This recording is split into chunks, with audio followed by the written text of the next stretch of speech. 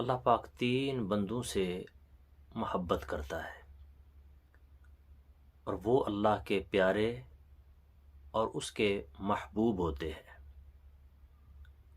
ان میں سے پہلا شخص وہ ہے کہ جو اپنی جان کو اللہ کی ذات کے لیے قربان کر دے۔ یہ شخص اللہ کا محبوب ہے۔ اللہ اس بندے سے محبت کرتا ہے۔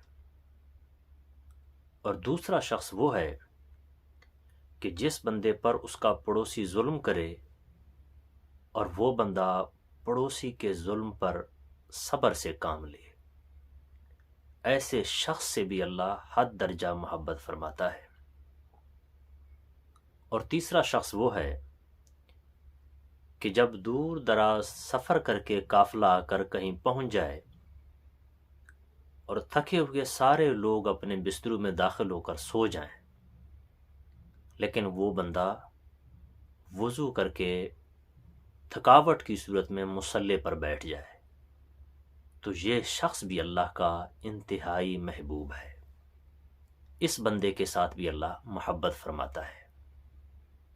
پہلا شخص جس نے اپنی جان اللہ کے لیے دی، دوسرا شخص پڑوسی جس پر ظلم کرے اور وہ پڑوسی کے ظلم پر صبر سے کام لے، اور تیسرا شخص وہ ہے کہ جس شخص نے دور دراز کا سفر کیا اور گھر آ کر یا تھکاوٹ سے چور ہو کر جب سارا قافلہ ٹھہر گیا تو وہ شخص ٹھہرا نہیں، اس نے وضو کر کے مصلی کے اوپر اللہ اللہ کرنا شروع کر دیا۔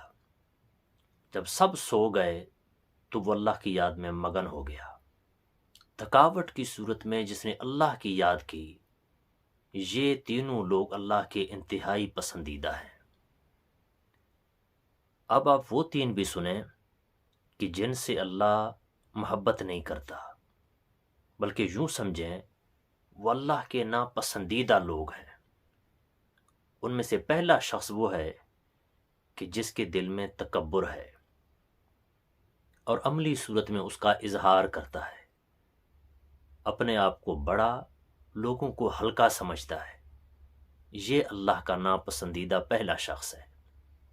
اور دوسرا شخص وہ ہے کہ جو کسی پر احسان کرے اور پھر بعد میں احسان کو جتلانے لگ جائے کہ دیکھیں میں نے تو اس دن تم پر کتنا بڑا احسان کیا، تو احسان فراموش ہے، تو نے میری نیکیاں بھلا دیں، یہ کر دیا وہ کر دیا۔ یہ وہ دوسرا شخص ہے کہ جو اللہ کی نظروں میں ناپسندیدہ ہے۔ اور تیسرا شخص اللہ کی نظروں میں ناپسندیدہ وہ ہے کہ جو شخص جھوٹی قسمیں کھا کر تجارت کرے، سودا اس کا بکتا نہیں، اللہ کے نام کی قسمیں جھوٹی کھا کھا کر اپنے سامان کو آگے بیچتا ہے۔ یہ تیسرا ناپسندیدہ اللہ کی نظروں میں شخص ہے۔ تو گویا کہ تین خوش بخت ہیں جو اللہ کے پیارے ہیں، اور تین بد نصیب ہیں جو اللہ کی نظروں میں مبغوض، ناپسندیدہ ہیں۔